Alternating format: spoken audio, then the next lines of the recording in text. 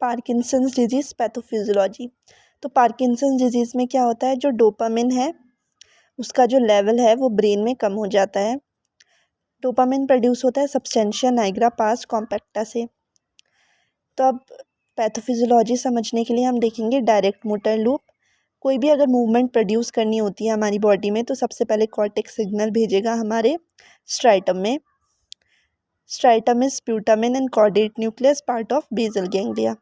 तो स्ट्राइटम में प्रेजेंट होते हैं दो रिसेप्टर D1 D2। D1 होता है हमारा एक्साइटेटरी रिसेप्टर और D2 होता है हमारा इनहिबिटरी रिसेप्टर।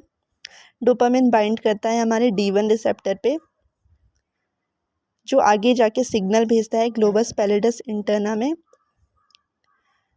जिसकी वजह से ग्लोबस पैलिडस इंटरना इनहिबिट हो जाता है। अब जब ग्लोबस पैलिडस इंटरना इनहिबिट हो गया तो ये आगे थैलेमस को इनहिबिट नहीं कर पाता, तो थैलेमस में सिग्नल जाता है और थैलेमस आगे कॉर्टेक्स में सिग्नल भेजता है सप्लीमेंट्री मोटर एरिया में, और एक नॉर्मल मूवमेंट प्रोड्यूस होती है।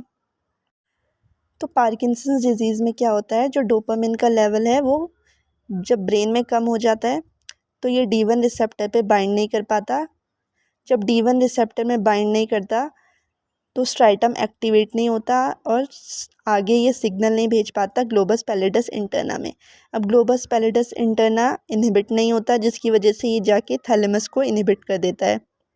अब थैलेमस इनहिबिट हो गया जिसकी वजह से वो आगे कॉर्टेक्स में सिग्नल नहीं भेज पाता, तो कोई मूवमेंट प्रोड्यूस नहीं होती या रिड्यूस्ड मूवमेंट प्रोड्यूस होती है।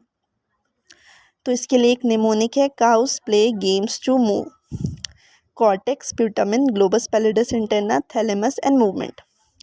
कॉर्टेक्स एक्टिवेट करता है प्यूटामिन को, प्यूटामिन एक्टिवेट करता है ग्लोबस पैलिडस इंटरना को ताकि ये इनहिबिट हो जाए। जब ये इनहिबिट होगा तो हमारा थैलेमस में सिग्नल जाएंगे, थैलेमस जाके कॉर्टेक्स में सिग्नल भेजेगा, एक नॉर्मल मूवमेंट प्रोड्यूस होगी।